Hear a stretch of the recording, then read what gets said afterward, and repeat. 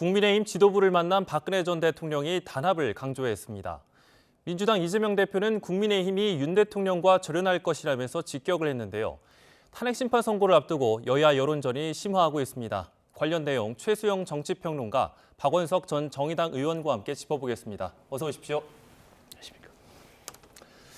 네, 먼저 오늘 오후에 여당 지도부가 대구에 있는 박 전 대통령 사가를 찾았습니다. 네. 이 탄핵 심판 선고를 얼마 안 둔 상황에서 이걸 좀 어떻게 바라봐야 될까요? 뭐 두 가지 좀 측면이 있는 것 같아요. 첫 번째는 이제 이렇게 위기 상황이거나 이제 분열 상황이 왔을 때 상징성이 있는 인물을 찾음으로써, 정치적 상징성이 있는 인물을 찾음으로써 좀 단일 대우 효과와 그다음에 분열 방지를 이제 촉구하는 그런 측면이 있을 겁니다. 예. 그런 측면에서 박근혜 전 대통령은 더더군다나 윤 대통령과 한때 대척점에 서 있었던 인물 아니겠습니까? 예. 국정농단 사건 수사를 맡았던 윤 대통령이 결국은 이제 구속을 시켜서 이제 결국 탄핵에 이르러서 구속되고 영월범이 된 건데 그 모든 과정에 이제 윤 대통령에 있어서 어찌 보면 우리가 갈등 관계라고 봤는데 실제 그게 아니라 지금 오히려 나라를 걱정하고 윤 대통령을 걱정하고 하는 그런 메시지가 나옴으로써 지지자들에게 좀 안심도 시키고 그다음에 우리가 이렇게 원팀이라는 걸 보여주는 상징적 측면이 있을 겁니다. 두 번째는 최근 나오고 있는 여권의 조금 고무된 지지율과 좀 무관하지 않을 거라고 봅니다. 그러니까 지금 예. 강성 목소리가 나오고 그다음에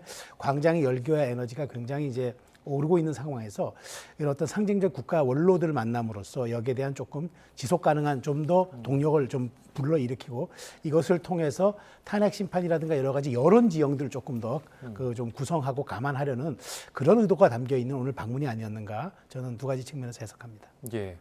사실 박 전 대통령 그간에는 좀 현역 정치인들하고는 이제 만남을 최소화해 왔었는데 왜 이 시기였을까요? 앞으로도 좀 메시지를 좀 낼 것이라고 좀 보십니까? 앞서 우리 최평론가 말씀하셨듯이 지금 이제 국민의힘 여권이 일종의 이제 위기 상황이지 않습니까? 예. 이제 그런 위기 상황에서 여권의 일종의 이제 상징 자산이랄까요? 이런 걸 갖고 있는 이제 원로 중에 한 사람이 박근혜 전 대통령이잖아요. 물론 이제 탄핵이 됐기 때문에 과연 그 박근혜 전 대통령의 상징성이라는 게 지금 이 정치적 상황에서 도움이 되느냐에 대해서 의문을 제기하는 이제 그런 의견도 있을 수 있습니다만 현재의 국민의힘 지도부는 오히려 그 박 전 대통령과의 만나는 모습을 저렇게 이제 대외적으로 과시함으로써 탄핵 반대 여론을 당 안팎의 여론을 더 강하게 결속시키겠다. 그러니까 당내 단합을 추진하겠다. 이제 이런 의도가 있었던 것 같아요. 예. 그러니까 박 전 대통령으로서도 그러니까 현실 정치에 뭐 본인이 영향력을 행사하기 위한 이제 그런 어떤 행위나 이런 것들을 일체 하지 않았는데 워낙에 지금 여당의 위기 상황이다 보니까 그 당이 배출한 전직 대통령이자 원로로서 외면할 수 없는 그런 측면이 있었던 것 같고요. 예. 근데 생각보다 오늘 메시지가 조금 셌습니다. 예. 그냥 원론적인 의미에서 여당이 이 위기를 잘 헤쳐나갔으면 좋겠다 이런 게 아니고 여당의 단합을 강하게 주문하고 당 내부에서 조금 다른 목소리가 내는 것에 대해서 이제 우려를 표함으로써 그렇습니다. 어떻게 보면 지금 이제 탄핵 반대 여론에 힘을 강하게 실어주는 듯한 모양새로 이제 비춰지고 있는데요. 국민의힘 지지층은 이제 반길 수 있는 그런 메시지겠지만은 이게 중간층이라든지 오히려 이제 국민 평균 어떤 시각에서 봤을 때 탄핵당한 전직 대통령이 이 탄핵 상황에서 또 그런 식으로 말을 얻는 게 과히 좋아 보이지 않는다. 이런 비판이 나올 수도 있다고 봅니다. 조금의 이제 반대 여론도 있을 수 있다. 이제 이렇게 보셨고요. 그 오늘 지금 그래픽이 나갔었는데요. 집권당 대표가 소신을 내세워서 개인 행동하는 것은 위기 극복에 도움이 되지 않는다. 어떻게 보면은 좀 강력한 워딩이 아닌가 이런 생각이 좀 드는데 누구를 좀 겨냥한 것 같은 그런 메시지인 것 같거든요. 어떻게 보셨습니까? 그러니까 지금 집권당 대표라고 지칭이 되는 사람은 한동훈 전 대표밖에 없죠. 왜냐하면 지금 현재 거론되고 있는 사람 그 중에서 지금 사실 뭐 집권당 대표라고 할 수 있는 사람은 뭐 홍준표 시장도 아니고 오세훈 시장도 아니고 그다음에 지금 권영세 비대위원장도 아니죠. 그러니까 집권당 대표라고 명시적으로 한 걸로 봐서는 전직 대표지만 한동훈 대표를 염두에 둔 것 같고 그래서 이제 일종의 윤 대통령과의 차별화 전략이라든가 그간에서 조금 윤 대통령과 선을 그었던 이런 것들이 결국에 이게 이제 어떤 여당의 동력도 상실하게 되고 이게 윤석열 대통령의 국정 동력에도 부정적인 영향을 끼쳤다. 그러니까 박 원내대표, 그러니까 그 한동훈 전 대표가 이렇게 갔으면 안 된다. 근데 박근혜 전 대통령이 이런 얘기를 하는데 또 이유가 있어요. 왜냐하면 박근혜 전 대통령이 탄핵 국면에서도 당시 이제 김무성 전 새누리당 대표와 끊임없는 갈등을 빚었거든요. 그 전에는 또 지금 유승민 전 원내대표와도 갈등을 빚었고 이런 당의 주요 자산 혹은 포스트 차기를 꿈꾸는 사람들과의 갈등이 결국에는 여당의 국정 동력을 갉아먹고 그다음에 거기에 대한 부적 영향을 끼칠 수밖에 없다는 원론적인 얘기를 한 것 같은데 예. 자세히 들어보면 이게 집권당 대표라고 했기 때문에 네. 아무래도 지금 한 사람을 떠올릴 수밖에 없는 그런 상황이어서 네.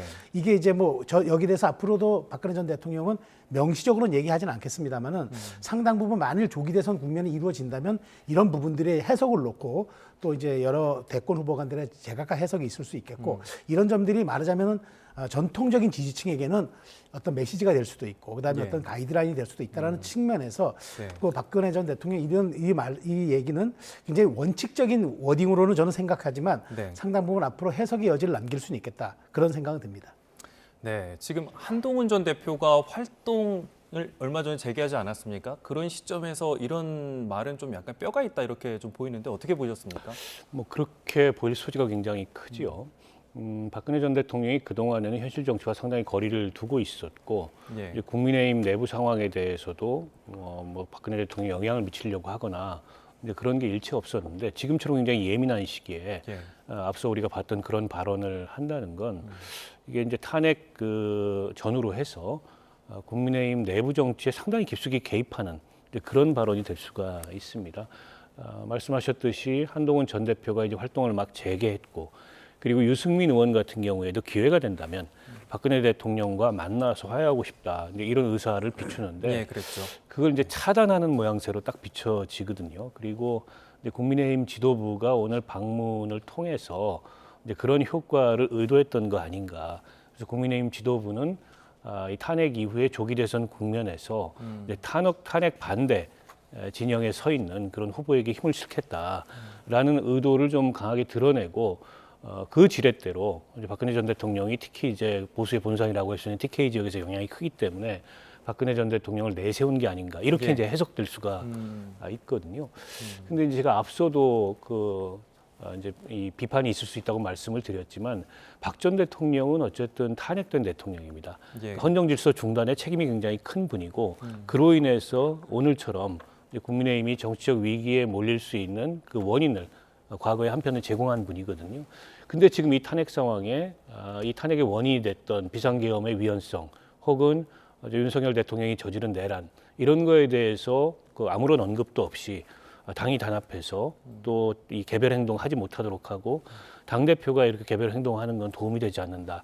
이제 이런 식의 언급을 하는 것이 과연 맞느냐? 그러니까 전직 대통령으로서 더군다나 탄핵이라는 그런 헌정 질서의 중단에 책임이 있는 분의 어떤 이 발언으로서 도의적인 책임을 좀 넘는 거 아니냐. 그런데다가 그로 인해서 여당 내부의 경선 구도나 내부의 세력 구도에 영향을 미치려고 한다는 식으로 이제 해석이 된다면 그에 대한 비판 여론 또한 굉장히 이제 크게 나올 수 있거든요. 그런 점에서 저는 오늘 그 박 전 대통령의 메시지가 그렇게 적합하지는 않았다고 생각합니다. 그 말씀 주셨던 것처럼 어느 정도 원론적으로 좀 나오지 않겠느냐 이런 메시지를 기대를 했었는데 생각보다는 좀 많은 것들이 좀 담겨 있었거든요. 그 저번에 당 지도부가 이명박 전 대통령도 예방했었고 오늘 이제 박 전 대통령 예방도 했는데 그 잠룡들의 셈법도 조금은 다를 것 같아요. 어떻게 보십니까? 물론 이제 이렇게 두 상징 자산들이죠. 이제 당의 이명박 전 대통령 보수에서도 이제 그 실용을 상징하는 분이었고, 그 다음에 말하자면 조금 이제 그 개혁 보수를 상징하는 분이었고, 박근혜 전 대통령 정통 보수를 예. 상징하는 분이고, TK라는 또 완전한 자신의 정치적 자산과 지지 기반을 갖고 있는 분이기 때문에 그렇죠. 네. 아마 지금 뭐 홍준표, 김문수 좀 이렇게 정통 보수를 자임하는 분들, 그 다음에 이제 당원 여론조사보다는 당원 쪽에도 소구력을 가지신 그런 분들은 아마 이 두 분에 대해서 굉장한 좀 말하자면은 그 어필이 있을 거라고 저는 봅니다. 근데 예. 뭐 그 이외에 이제 뭐 안철수라든가 오세훈, 그 다음에 예. 이제 뭐 나머지 기타 유승민, 한동훈 전 대표 같은 분들은 아마 이 두 분보다는 본인들의 어떤 차별적인 성향들을 조금 드러내면서 중도 확장력에 오히려 본인들은 방점을 찍은 쪽으로 좀 캠페인을 전개할 가능성이 높죠. 그래서 예. 아마 저는 이제 물론 이제 대부분 찾아뵐 겁니다. 대부분 찾아뵙지만 유의미한 좀 메시지를 얻어오는 분들은 좀 적을 것 같은 생각이 들고 그런 측면에서 이 두 분의 정치적 영향력이 저는 결코 상황 정치라고 생각하지 않지만 지금 그렇지 않아도 보수가 사실은 좀 분열되고 있으니까 예. 지금의 보수가 일종의 윤 대통령이 탄핵을 반대하는 강한 정도의 주류 보수가 하나 있는가 하면 또 하나의 보수는 좀 약간 정통 보수 측면에서 그다음에 보수가 일부 책임질 건 책임지고 다음 미래를 또 준비해야 되는 것 아니냐라는 또 한 갈래 또 기류가 있기 때문에 이 두 분의 그 국가 원로이자 전직 대통령 이 두 분의 메시지에 따라서 하는 이런 데들이 좀 통합될 수도 있기 때문에 아마 두 분들을 좀 세일즈하고 마케팅하려는 아마 후보들의 발걸음과 여러 가지 정치적인 행보는 이어지겠지만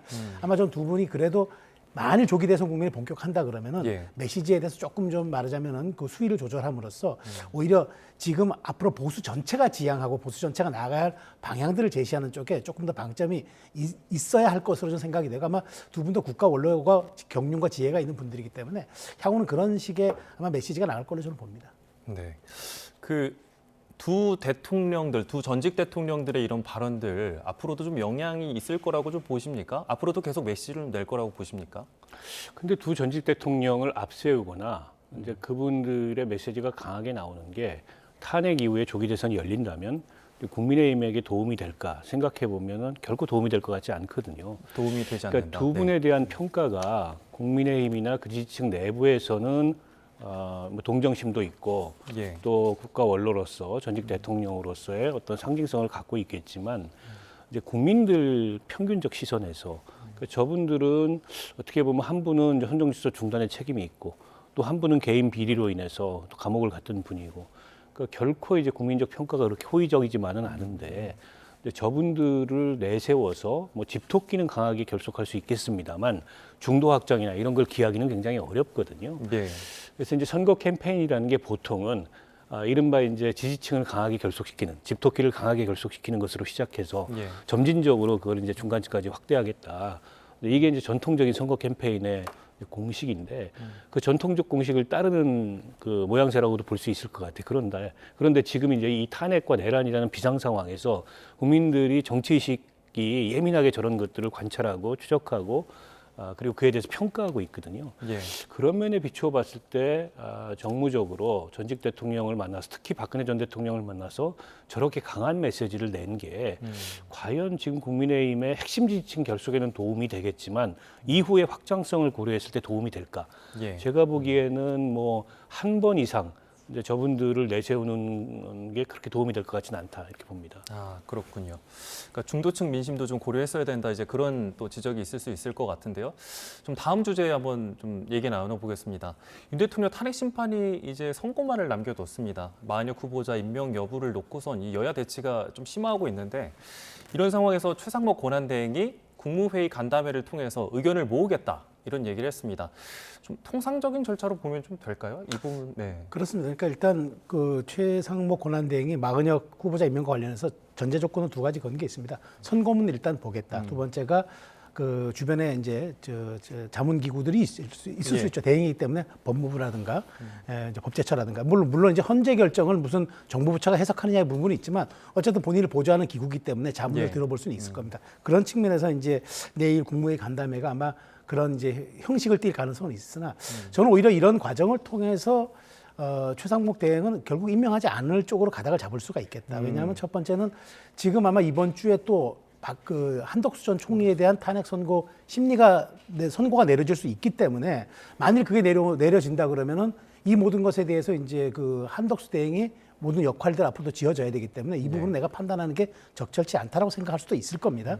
그 첫 번째 이유가 될 것 같고 두 번째 이유는 선고가 권고적으로 그렇게 선언했을지라도 반드시 이행해야 한다는 법조문은 없어요. 그러니까 헌법에서 규정하고 있는 건 선관위원들은 대통령이 임명하는 게 아니라 각각의 국회 대법원장이 임명한 사람들이 온 것을 구성한다로 돼 있고 그거는 강제조항이고 명시조항인데 그 헌재에 대해서는 대통령이 임명한다라고 돼 있습니다. 굳이 그럴 거라면 같이 구성한다로 하면은 강제조항이 될 텐데 그렇지 않았기 때문에 그리고 이제까지 헌재가 많은 선고를 내렸지만 유언 판결도 내렸지만 국회든 대법원이든 후속 조치 이행하지 않은 게 굉장히 착오도 넘칩니다. 뭐 이른바 낙태죄 형벌 같은 게 그런 거고요. 그런 측면이기 때문에 반드시 이것을 내가 이행하라고 온 건 아니고 더더군다나 이것이 앞으로 헌재 또 심리에 끼칠 파급 효과가 굉장히 커서 여야가 첨예하게 이게 쟁점으로 대립하는 그런 사안이기 때문에 그런 측면을 놓고 봐서 정무적 판단에서도 굳이 이것은 8인 체제에서 하는 게 맞겠다고 아니면 한덕수 총리가 돌아올 때까지 기다리겠다. 이런 측면으로 좀 가지 않을 거라고 전망합니다. 그 지금 국민의힘 권영세 비대위원장 같은 경우에도 임명하면 안 된다. 이제 이런 얘기를 계속 하고 있는데 실제로 최상목 권한대행의 좀 선택이 좀 궁금한데 어떻게 보십니까? 어떻게 할 거라고 보십니까? 글쎄요, 이제 국무위원회 간담회를 통해서 의견 청취를 하는 게 임명을 위한 명분 축적인지 아니면 임명을 하지 않기 위한 명분 축적인지 지금으로서는 좀 판단이 어려운데요. 예. 근데 그에 앞서서 이제 정무적 판단이라는 얘기를 했습니다. 저는 그 정무적 판단이라는 발언이 굉장히 부적절하다고 생각해요. 그러니까 임명직 공무원인 그 대통령 권한대행이 지금 이 비상한 상황에서 정무적 판단을 할 그런 재량이나 여지는 저는 없다고 생각합니다. 예. 더군다나 헌재 저 권한쟁의 심판에 대한 결정의 원인을 본인이 제공했어요. 국회에서 임명 동의안이 통과된 세 사람의 헌법재판관 후보자 중에 2명은 임명하고 1명은 임명하지 않는 취사 선택을 했다는 거죠. 그러니까 예. 아무런 근거가 네네. 없거든요.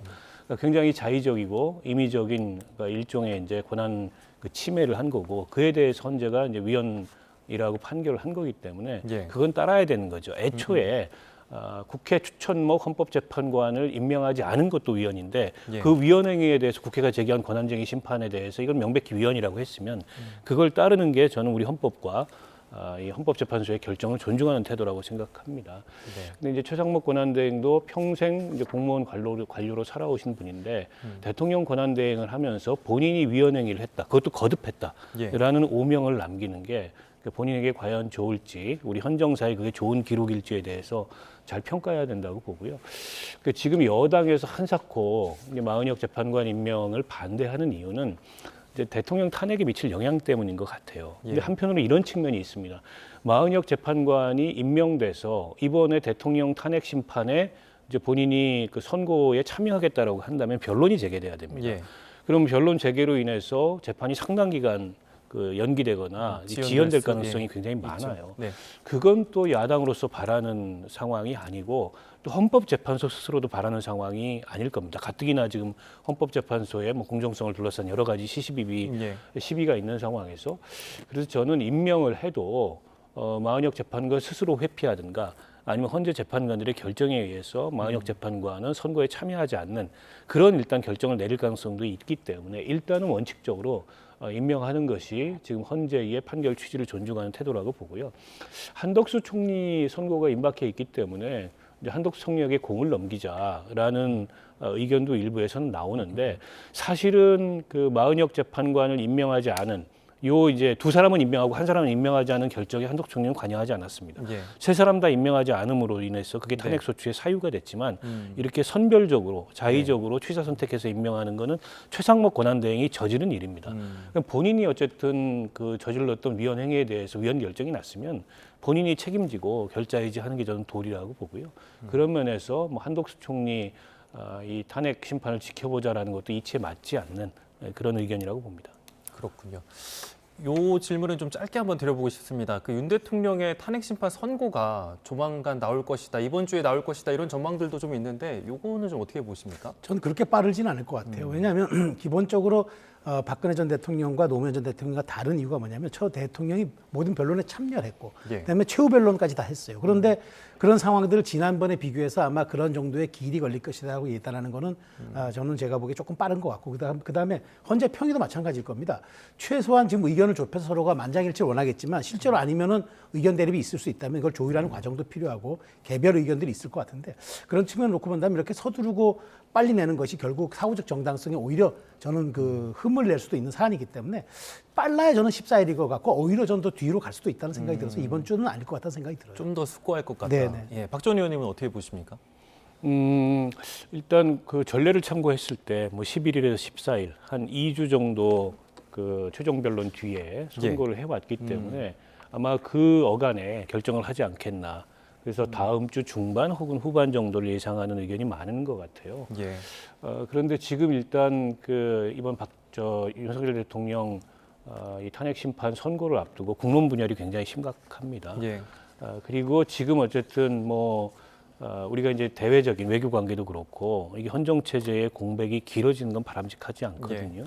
그런 상황을 감안했을 때 너무 늦지 않게 헌재가 결론을 내리려고 할 거고 또 노무현 전 대통령이나 박근혜 전 대통령 당시에 선고를 금요일 날 했다 그러더라고요. 예. 그래서 이번 선고도 역시 금요일 날 하지 않겠나 이런 관측들이 있어서 예. 14일을 많이 예상을 하는 것 같아요. 14일이면 이제 2주가 좀 넘은 예. 그런 어떤 그 기간이 되는 거고 또 금요일 날 선고했던 전례를 감안했을 때 그렇게 14일 날 선고가 이루어지면 그로부터 60일 내에 대선이 치러져야 조기 되기 대선이, 때문에 치러져야 되죠. 그러면 이제 5월 중순쯤 예.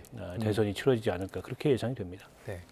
그럼 조금 주제를 다시 바꿔서 조기 대선 얘기도 좀 해보겠습니다. 그 최근에 한동훈 전 대표 아까 조금 전에도 얘기를 나눴었는데 그 저서 출간하고 이 공개 행보도 가졌잖아요. 네. 그래서 당내에서는 너무 빠른 거 아니냐, 섣부른 거 아니냐, 또 혹은 또 좋은 당의 자산이다, 뭐 이런 평가들이 엇갈리고 있는데 여기 대해서 좀 어떻게 보십니까? 그래서 한동훈 대표의 좀 공개 행보가 조금 이르다는 생각은 저도 있습니다. 왜냐하면 이르다. 네. 그 기본적으로 지금 대통령에 대한 심리가 진행 중이고 여기에 대해서 탄핵에 지금 반대 열기가 모이고 있는 이런 과정에 네. 한동훈 전 대표의 등판 이전은 과연 본인의 개인적으로도 과연 조금 이게 그 시기적으로 유용할 것인가. 왜냐하면 예. 한동훈 대표에게 아직도 책임론이 부여되고 있고 한동훈 대표에게 여권에게서는 이른바 배신자론이 있는 상황에서 충분하게 성찰과 휴직의 시간을 가졌을까. 오히려 예. 책을 쓰고 했지만 저도 이제 책을 읽어봤습니다. 읽어보니까 기억이 사라지기 전에 빨리 기록을 남기는 것이고 이제 여기에 대해서 내용을 쭉 보면 이제 뭐 윤 대통령에 대한 미안한 마음도 다 썼지만 저는 어쨌든 그것은 이제 지지자들에게 미안한 감정을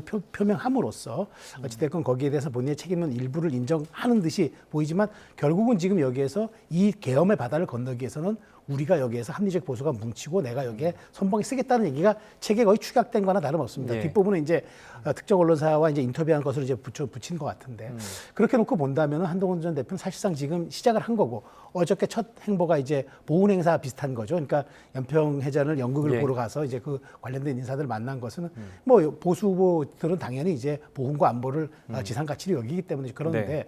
이런 것들이 지금 보면 오히려 십자포화를 맞는 거고 그다음에 박근혜 전 대통령도 여기에 대해서 바로 지금 이틀 만에 지적을 한 거란 그랬죠. 말이죠. 네. 그런 측면에서 한동훈 대표가 의도했던 것과는 달리 오히려 그 반발과 그다음에 한동훈 대표에 대한 책임론이 더 부상할 수 있어서 네. 장작이 좀 마를 때까지 기다렸다가 화력을 뽐내는 게 맞지 젖어 있는 상태에서 그대로 가는 게 맞는가?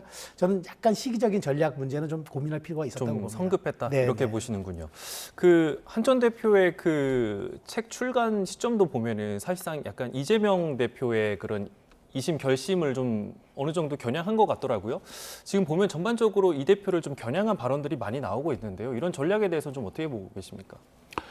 일단은 지금 여당 내부에서 이제 한동훈 대표를 둘러싼 책임론, 근데 그에 대해서 공방을 벌일 필요는 없을 것 같아요. 한동훈 대표 입장에서는 그게 이제 본인이 뭐라고 항변해도 희석되는 것도 아니고 예.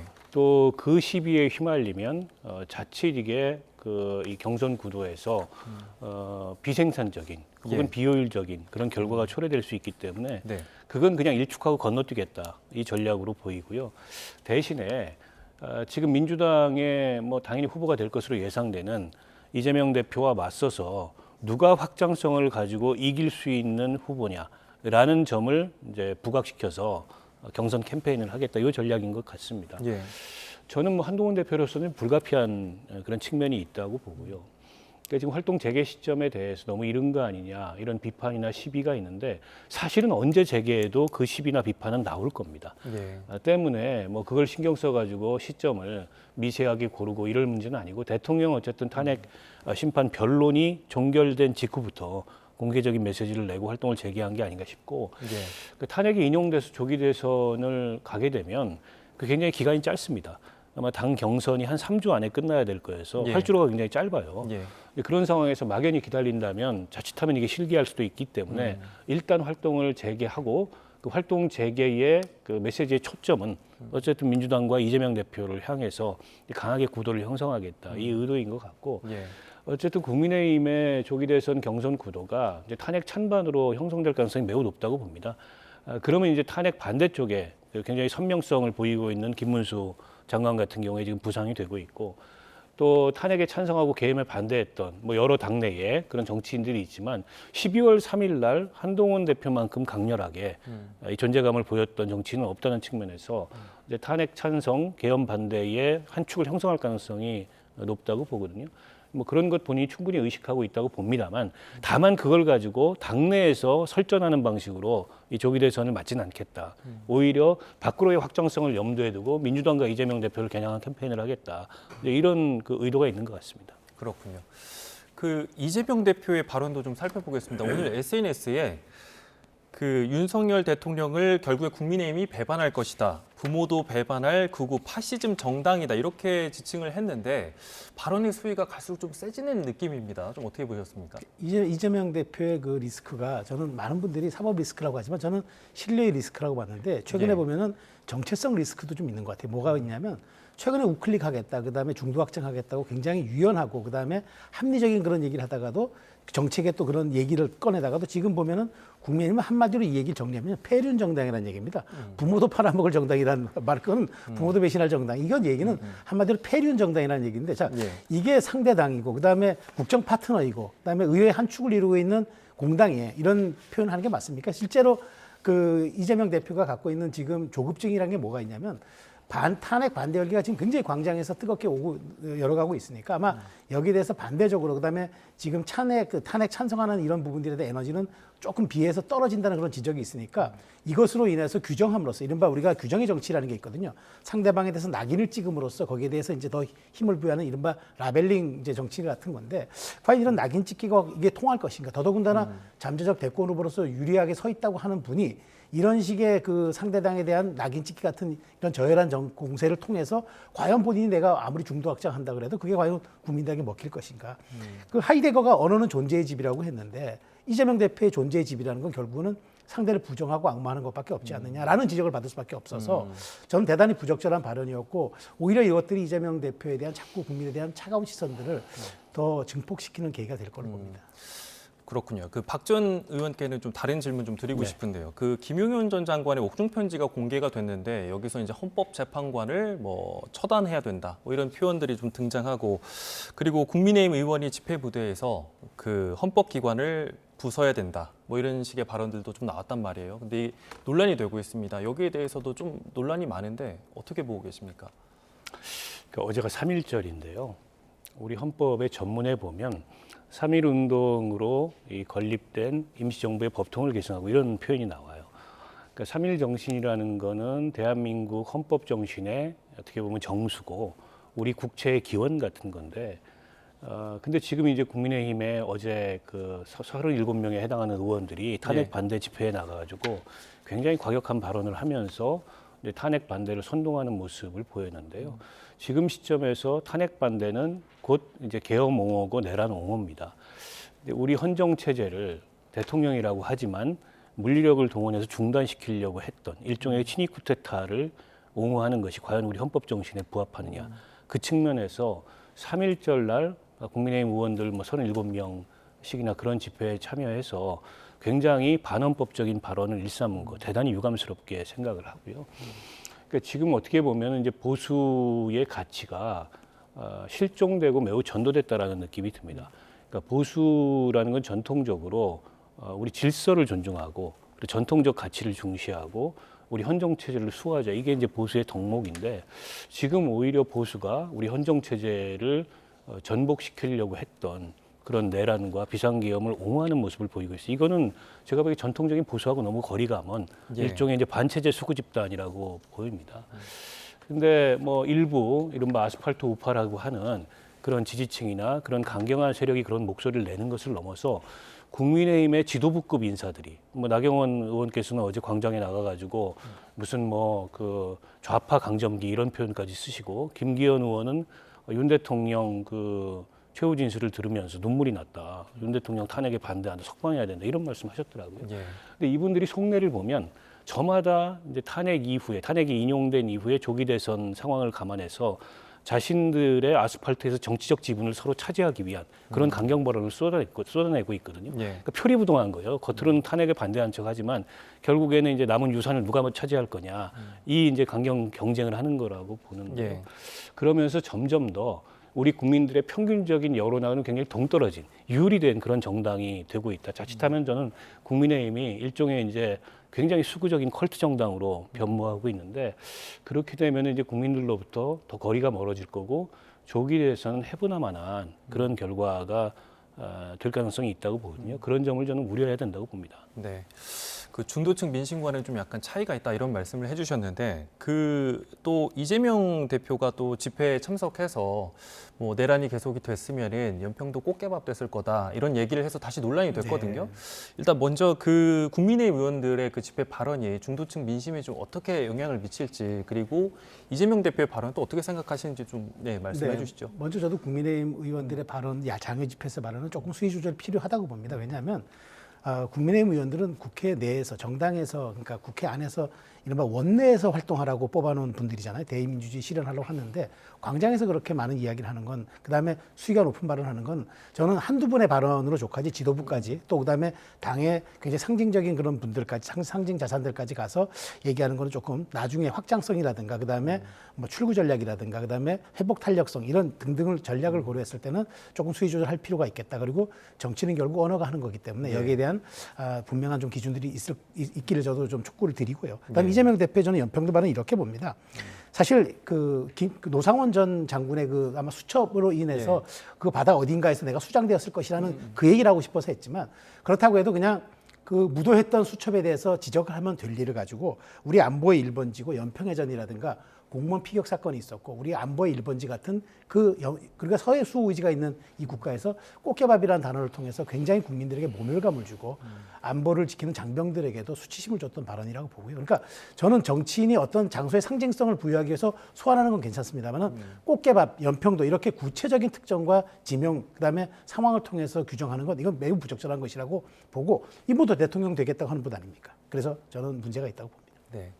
그 연평도 꽃게밥이라는 발언이 사실 계속해서 논란이 됐는데 민주당에서는 약간의 말트집이다 이런 식의 또 이제 평가도 좀 나오고 있는데요. 어떻게 좀 보셨습니까? 그러니까 일종의 비유입니다. 근데 이제 비유가 이제 농도가 좀 짙다 보니까 이제 그런 비판이 나오는 데다가 사실은 그 발언의 당사자가 이재명 대표이기 때문에 더 시비가 큰 것 같아요. 민주당의 다른 의원이 저런 얘기를 했다면 굳이 그렇게 예민하게까지 이제 시비를 걸지 않을 텐데 가장 유력한 대권 주자고 또 국회에 뭐 야5당까지 합치면 190석 가까운 그런 의석 기반을 가진 그런 굉장히 이제 거대 그 의회 권한을 대표하는 이제 그런 분이기 때문에 그런 이제 그 발언의 하나하나에 대해서도 시비가 큰데요. 예.